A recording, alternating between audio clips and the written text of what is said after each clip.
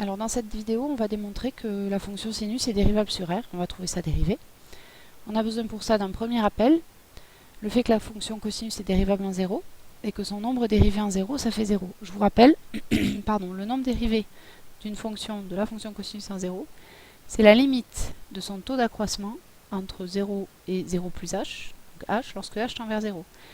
C'est-à-dire limite de cosinus h moins cosinus 0 sur h lorsque h tend vers 0. Et en fait, comme cosinus 0 fait 1, on s'en tient à cette limite. Le deuxième rappel dont on a besoin, c'est que la limite de sinus x sur x, lorsque x tend vers 0, est égale à 1. Bien, alors maintenant, c'est parti. Donc, on va prendre un x appartenant à R, n'importe lequel, prenons-en un, et on va calculer le taux d'accroissement de la fonction sinus entre x et x plus h. C'est-à-dire sinus x plus h moins sinus x sur h. Alors à l'aide des formules sinus a plus b, on arrive à développer ça. Sinus a plus b, je vous rappelle, ça fait 6 cosi, ça fait sinus x cosinus h, cosinus x sinus h. Il nous reste à trouver le signe. Pour le sinus, ça ne change pas, donc c'est un plus, moins sinus x, le tout sur h. Alors on arrange ça, c'est-à-dire on va mettre ensemble ces deux termes, de manière à pouvoir factoriser le sinus. Ça nous fait sinus x, facteur de cosinus h moins 1, hop, cosinus, alors cosinus h moins 1, plus cosinus x sinus h, le tout sur h. Alors on va séparer les fractions ici. Ça nous donne sinus x que multiplie cosinus h moins 1 sur h.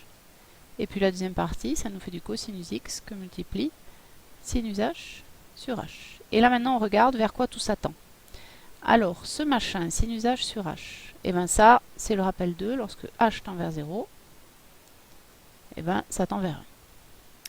Et puis, cosinus h moins 1 sur h, ça c'est le rappel numéro 1, c'est la limite du taux de variation, du taux d'accroissement de la fonction cosinus entre 0 et 1, donc c'est le nombre dérivé de cosinus en 0, donc c'est 0. Ça tend vers 0 lorsque h tend vers 0. Conclusion. La limite de notre taux d'accroissement de la fonction sinus entre x et x plus h. Ce que je suis en train d'écrire là, lorsque h tend vers 0, et bien c'est égal à, alors sinus x fois 0, ben, ça fait 0, et cosinus x fois 1, il nous reste cosinus x. Voilà. Et comme ceci est vrai pour n'importe quel réel, eh ben, on en déduit que la fonction sinus, elle est dérivable sur R, puisqu'on a pris 1x ben, au hasard dans R, et sa fonction dérivée, c'est la fonction cosinus.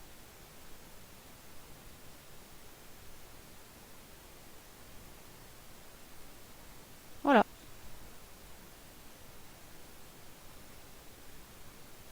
C'est terminé.